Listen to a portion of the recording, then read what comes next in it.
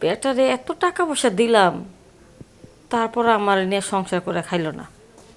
কয় এই বাড়িটা ওনার নামে লিখে দিতে। আমার বাপ দাদা কালে একটাই বাড়ি, এই বিল্ডিংটা, এটা যদি আমি ওর নামে লিখে দিই, দুদিন পর তো একটা অল্প বয়সে একটা কচি জিনিস এনে বিয়ে করে সে আমার বাড়িতে উঠবো, পরে আমারে বাইর করে দেব। যাক, খারাপ মানুষ থাকার চেয়ে চলে গেছে ভালো হয়েছে।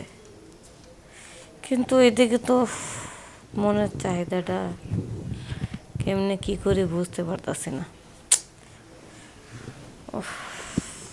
আচ্ছা, আমগো বাড়ির নিচতলায় না একটা বাড়িটা থাকে, এত বেসেলার, আর বউ তো গ্রামের বাড়িতে থাকে। ভালো হয়েছে, ওর মনের মধ্যে একটু ইয়া আছে, আমার মনের মধ্যে একটু রোমান্টিক আছে। যেহেতু ওরও বউ নাই, আমারও জামাই নেই। ওই যে একটা গান আছে না, তোমারও জামাই নাই, আমার বউ নাই, চলো আমার সংসার কইরা খাই, চলো আমরা সংসার কইরা খাই রে বন্ধু রে। যাক, যেহেতু ওর বউ নাই, আমি যদি একটু বাপ লাগাই আমার ডাকে সাড়া দিব। একটা ফোন দিই।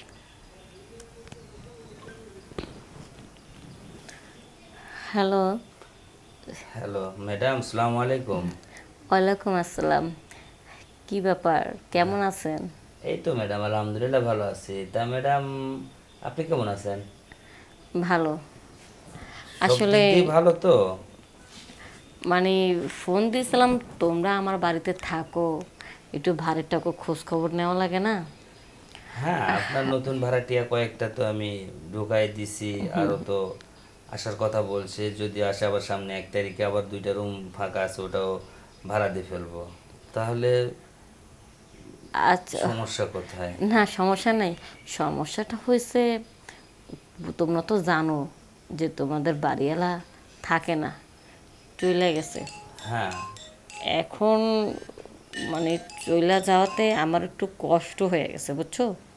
আচ্ছা, কি রকম কষ্ট ম্যাডাম, আপনি বলেন না কেন একটু ভালো করে? আসলে দেখো, আমার কি কোনো কিছু কমতি আছে? তোমার চোখের সামনে দিয়ে তো সবসময় চলাচলতে করি।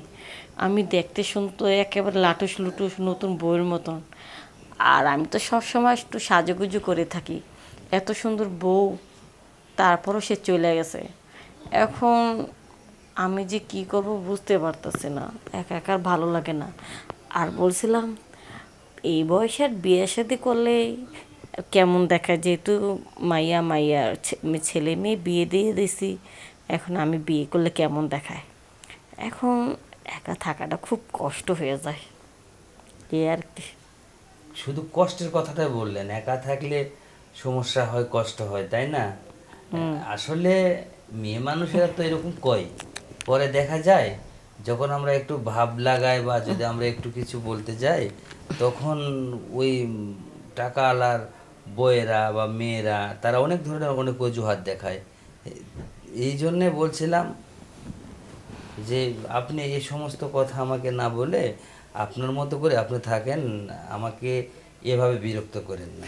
হ্যাঁ, বিরক্ত কোথায়? দেখো, আমি কিন্তু তোমার ব্যাপারটা জানি। তোমার গ্রামের বাড়িতে তোমার বউ আছে, ছেলে মেয়ে আছে। আর বউ ছেলে মেয়ে রেখে তুমি যে এখানে কাজকর্ম করতেছো, তোমার তো একটু কষ্ট হচ্ছে, তাই না? তাই বলছিলাম, তোমার যেহেতু কষ্ট হচ্ছে, আমারও কষ্ট হচ্ছে। দুজনের মনের সাথে মনে মিল থাকলেই তো ভালো।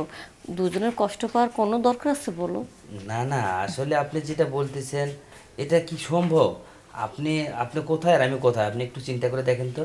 আমি আপনার বাড়ির ভাড়াটিয়ে, আর আপনি যদি আমাকে এভাবে একটা অফার দেন, তাহলে ভাড়াটিয়ের কি